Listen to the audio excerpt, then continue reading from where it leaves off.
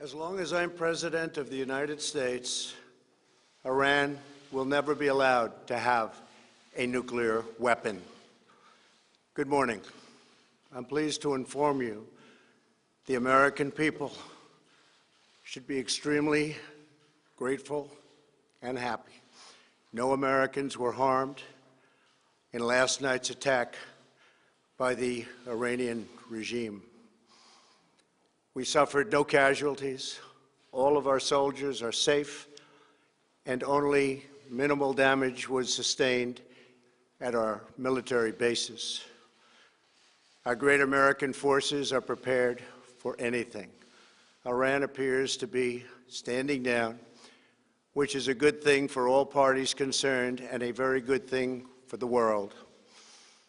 No American or Iraqi lives were lost because of the precautions taken, the dispersal of forces, and an early warning system that worked very well. I salute the incredible skill and courage of America's men and women in uniform. For far too long, all the way back to 1979 to be exact, nations have tolerated Iran's destructive and destabilizing behavior in the Middle East and beyond. Those days are over. Iran has been the leading sponsor of terrorism, and their pursuit of nuclear weapons threatens the civilized world. We will never let that happen. Last week, we took decisive action to stop a ruthless terrorist from threatening American lives. At my direction, the United States military eliminated the world's top terrorist, Qasem Soleimani.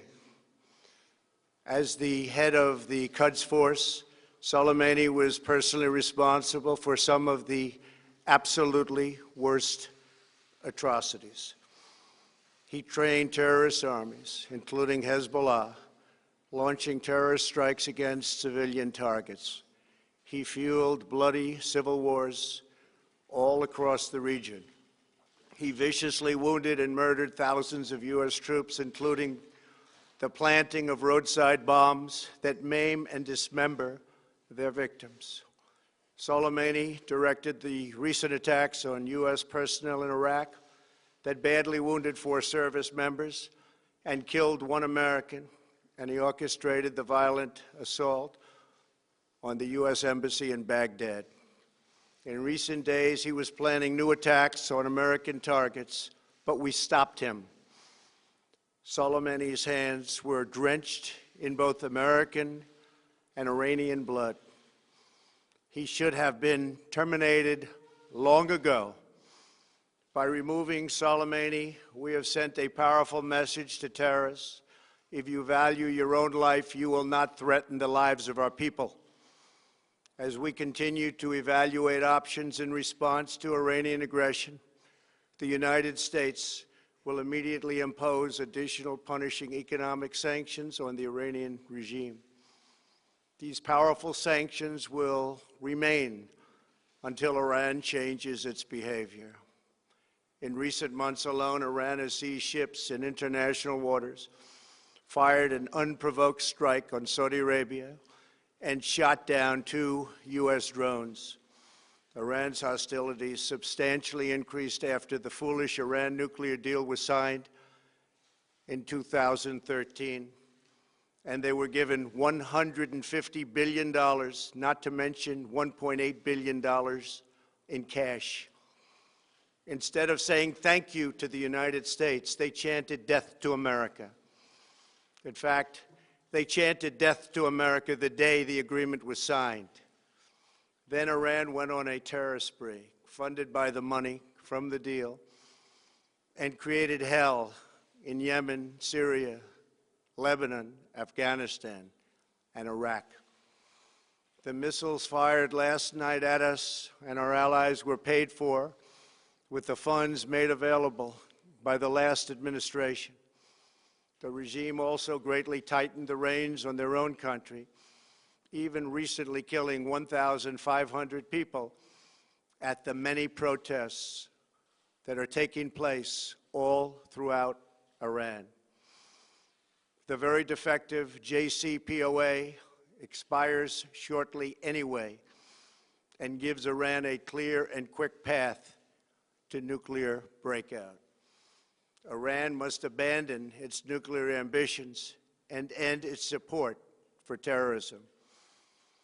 The time has come for the United Kingdom, Germany, France, Russia, and China to recognize this reality.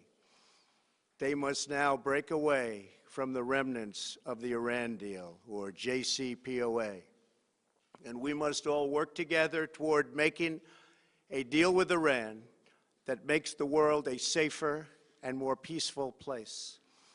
We must also make a deal that allows Iran to thrive and prosper and take advantage of its enormous untapped potential. Iran can be a great country. Peace and stability cannot prevail in the Middle East as long as Iran continues to foment violence, unrest, hatred, and war. The civilized world must send a clear and unified message to the Iranian regime. Your campaign of terror, murder, mayhem will not be tolerated any longer. It will not be allowed to go forward. Today, I am going to ask NATO to become much more involved in the Middle East process. Over the last 3 years, under my leadership, our economy is stronger than ever before, and America has achieved energy independence. These historic accomplishments change our strategic priorities. These are accomplishments that nobody thought were possible. And options in the Middle East became available. We are now the #1 producer of oil and natural gas anywhere in the world.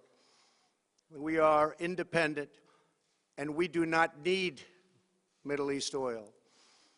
The American military has been completely rebuilt under my administration at a cost of $2.5 trillion.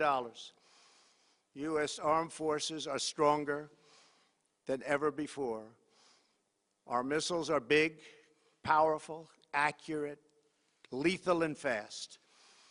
Under construction are many hypersonic missiles.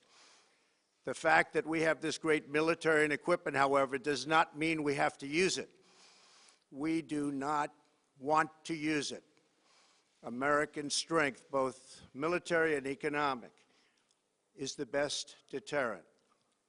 3 months ago, after destroying 100% of ISIS and its territorial caliphate, we killed the savage leader of ISIS, al-Baghdadi, who was responsible for so much death, including the mass beheadings of Christians, Muslims, and all who stood in his way. He was a monster. Al-Baghdadi was trying again to rebuild the ISIS caliphate and failed.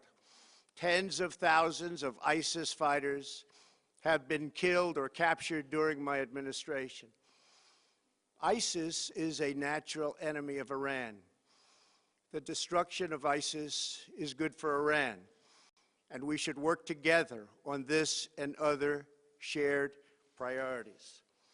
Finally, to the people and leaders of Iran, we want you to have a future, and a great future, one that you deserve, one of prosperity at home and harmony with the nations of the world. The United States is ready to embrace peace with all who seek it. I want to thank you, and God bless America. Thank you very much. Thank you. Thank you. Thank you, sir. Mr. President, have it all be well.